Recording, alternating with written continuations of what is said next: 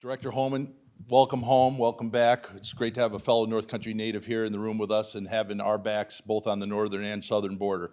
Absolutely delighted to talk about the Green Light Bill. In 2019, one of the first acts after one-party rule came into effect after the 2018 elections, chomping at the bit, Albany Democrats couldn't wait to start their agenda. So in 2019, they put into place a law that they pitched as, well, this will just allow illegal immigrants to get driver's licenses that are indistinguishable from the rest of ours to law enforcement or anyone that's looking at them. You can't tell the difference, so that they don't feel pressure and they can go to work and they can contribute to the economy. That was their stated argument. What they didn't highlight, but which is the God's honest truth, is that that law also prohibits local and state law enforcement from coordinating with any federal agencies having to do with immigration. It prohibits them from sharing DMV data, the license plate readers that we all pay for that are all over the place. Our police can see them, but they can't share that information with the law enforcement. Now again, I represent a border community, and I can tell you that people along the northern border are terrified. I have been on the northern border many times with all my sheriffs and with Border Patrol. Last year, more illegal crossings on the Canadian border occurred in the Swanton sector, which runs from New Hampshire to Watertown, than the rest of the Canadian border combined.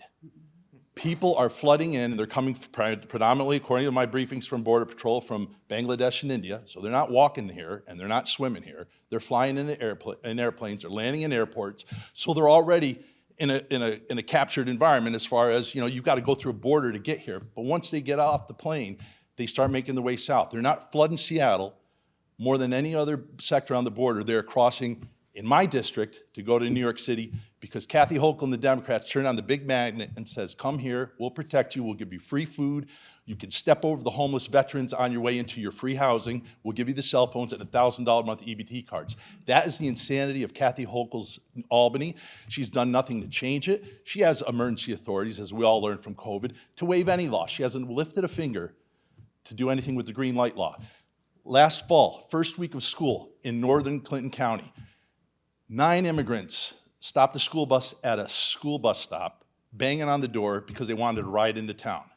I'm pretty sure a yellow school bus is internationally known, but these are parents putting on elementary school kids the first week of school and that's their memory. Their cherished memory of first day of school in Clinton County was being accosted by illegal immigrants at our border, at a bus stop. It's absolutely insane. So in 2021, after a conversation I had with the sheriff of Clinton County, Dave Fabro, he said, why don't we at least exempt the border counties so that we can talk to our partners in Green and do something about this. Great idea. Wrote a bill. Bill's in. It's carried by my friend and colleague, fellow North Country native Scott Gray, who you're going to hear from in just a second. It would simply allow, it would waive the Green Light Law, and it would allow, again, that communication. That we are asking, the Albany Democrats are requiring by law our federal partners to operate blind. They're literally holding their hands over our law enforcement on the northern border. And again, the most heavily trafficked, illegally crossed, you're talking drug traffickers, human traffickers, you're talking fentanyl traffickers, gun runners, everything you got. They're back and forth between Montreal and New York City, my district. And Kathy Hochul's done nothing for it. So again, this bill would repeal the Green Light Bill and restore some sanity, and again, make New York safe again. Tom Homan, thank you so much for your leadership and for being here today.